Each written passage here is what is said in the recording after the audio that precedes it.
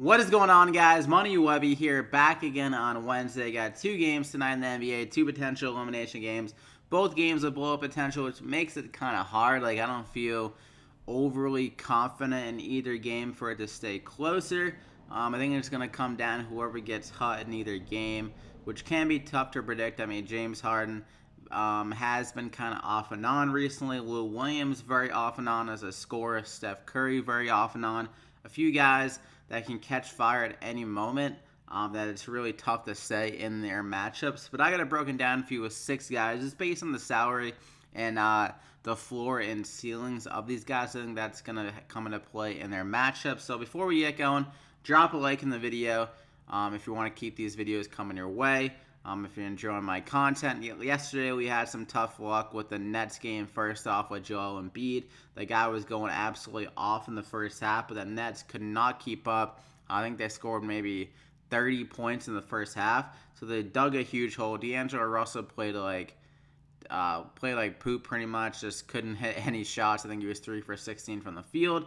And Karis LeVert, we recommended him. He was doing his thing. He was trying to keep the team afloat. But D'Angelo Russell just digged way too big of a hole. And some of the other guys, Joe Harris has had a tough series. Just didn't have the offensive firepower alongside LeVert in the series. And then Paul George, we recommended him. Came out on fire. The refs has called some bogus fouls on him the whole entire game. He had 5 fouls at the end of the game, but he picked up 3 halfway through the second quarter, so he was benched and he didn't play as many minutes as he probably was going to play in the first half. And then the second half, he played the whole entire half, but still the fouls I think probably affected him. Defensively, couldn't get as many steals as he couldn't be as physical because every time he was, the refs are calling a foul. Then CJ McCollum as well got in foul trouble. 3 fouls in around 7 minutes in the first half, and he didn't play the rest of the first half. So he actually had a really good second half too, but he wasn't able to do anything really in the first half. I think he had 2 points and then 15 points in the second half. So that really sucked. Torrey Craig as well for the Nuggets. We recommended him because he was going to be in the court a little bit more, but he only put up 1 point with 10 rebounds. Very weird line. So pretty much a bad night. Some tough luck, I would say, with the foul trouble and the huge blowout in the Nets game with Embiid. But hopefully we can have some better luck here tonight. Hopefully we have some guys catch fire with these plays. So let's get right into it. I'm going to go with James Harden. I recommended him in the last 2 games. He's kind of let me down. Actually, no, I didn't recommend him in this game. I recommended him in game 2, I believe, when he got the triple-double. And he's had a nice price tag, $10,400 back at home. He was scoring a lot better and more active at home for whatever reason. In 33 minutes, 26 and 24 shots. Nearly a triple-double in both games. The rebounds have been down for whatever reason, only 3 and 4 the last 2. He averaged 6.7 in the regular season. He was playing more minutes in both these games, too. So that's very interesting. I think that will kind of regress to the mean.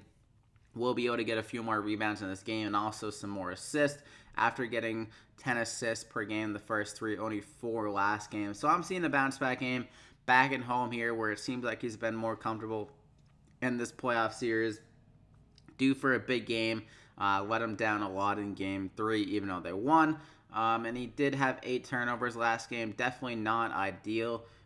For your number 1 scorer to have 8 turnovers. That's just 8 wasted possessions. So I think he's going to bounce back here, have one of those big lines, and I'm going to go ahead and lock him in there as my first guy. I'm going to go with Kevin Durant. He's finally breaking through. In game 1, I recommended them because his Clippers matchup just made way too much sense for him just based on their matchup. They really have no one defensively that could keep up with him. But in game 1, he wasn't very active. It was kind of the Steph Curry show, so he took a back seat. Then game 2, Beverly just really got in his head.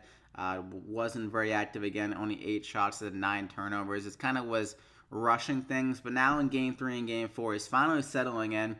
Beverly isn't really matching up with him as much now. I feel like it's been more JaMychal Green and Gallinari and some more forwards kind of matching up with him. So that gives him some better ways for him to get in his comfort zone, get in his little flow offensively. And I think that's going to be the case here again, where he's getting their better matchups, getting in a rhythm. Steph Curry, they've been really focusing more on him. I would say the last 2 games, taking him out of the game.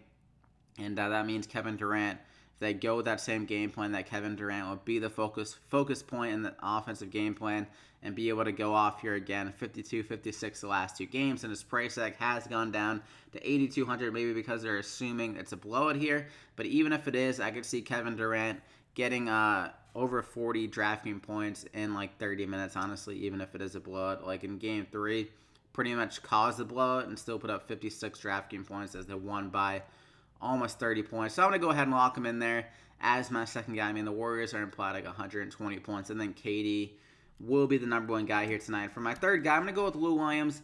He's been struggling the last 2 games, so this is the bounce back scenario for him. He's been better on the road in the games, in the first 2 games in a hostile environment, and Golden State put up 43 and 61 DraftKings points. And this is a do-or-die game. I think Lou Williams could get over 30 minutes here again, and just because like it doesn't matter if he plays like 100 minutes, he's gonna have the whole offseason and rest if they lose this game.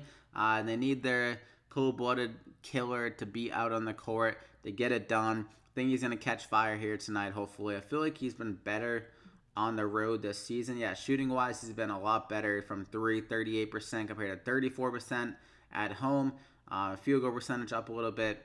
And he's always had those big games against Golden State. I don't think he's going to be cold 3 straight games. He just couldn't find his shot. Last game, honestly, he was getting some clean looks. So this is the game where he's going to bounce back, I think. So I'm going to go ahead and lock him in there as my third guy. I think he honestly could break the slate, as no one really has the same upset of him around the $7,000, $6,000 range. And for my fourth guy, I'm going to go with Montrezl Harrell, another guy that has been disappointing the last 2 games. But when Lou Williams is on, typically Montrezl Harrell has that correlation with him where he goes off as well, because Lou Williams will be getting more offensive kind of sets in the pick and roll and stuff like that when he's hitting his shots. Can find Montrezl Harrell when he gets double teamed for the easy layup or easy dunk around the rim.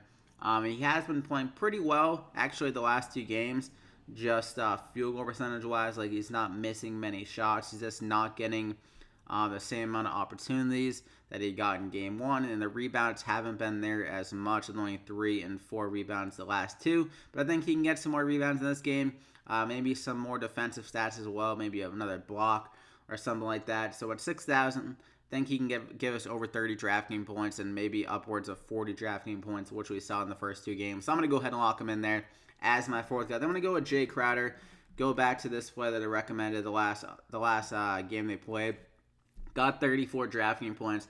Don't think he has that same kind of upside, but just with him being on the court more, he's going to be given more opportunities, and I think he's going to need to step up if the Jazz want to bring this back to Utah. So he's a big piece of this game plan for Utah to give him more spacing in the court for Donovan Mitchell and more firepower offensively if he can hit a few more shots. So 13 shots, 33 minutes, pretty promising for a guy at 4,300. So I'm going to go ahead and lock him in there as my fifth guy. I'm going to go with Royce O'Neal, like I mentioned last game, getting some more run to defend James Harden, and he's finding some more rebounds just because he's playing some more minutes, similar to Jay Crowder.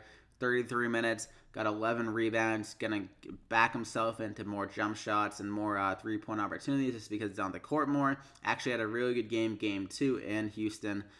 So he's not afraid of the kind of the road games, the hostile environment. I think he can give us over 20 DraftKings points again in this game. So I'm going to go ahead and lock him in there as my 6th piece of the money 6. So you got James Harden, who I think is going to go over 50, maybe even 60 DraftKings points here tonight. Lou Will, I think he's going to give us a bigger game, over 35 DraftKings points, maybe upwards of 40.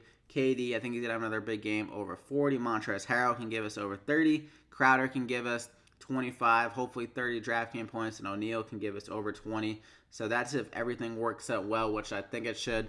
Matchups are there. Opportunity is there with the minutes and stuff like that. So, yeah, that's it. So good luck here tonight. Hope you enjoyed the video. Slap a like if you did. I apologize for the bad plays yesterday. Some tough luck. Hopefully it's a better night here tonight for us. So good luck here tonight. Subscribe to the channel to continue to get these NBA plays if you haven't already. And I'll be uploading my MLB DraftKings picks just a little minute or in a few minutes. So we'll see you back here again next time, guys.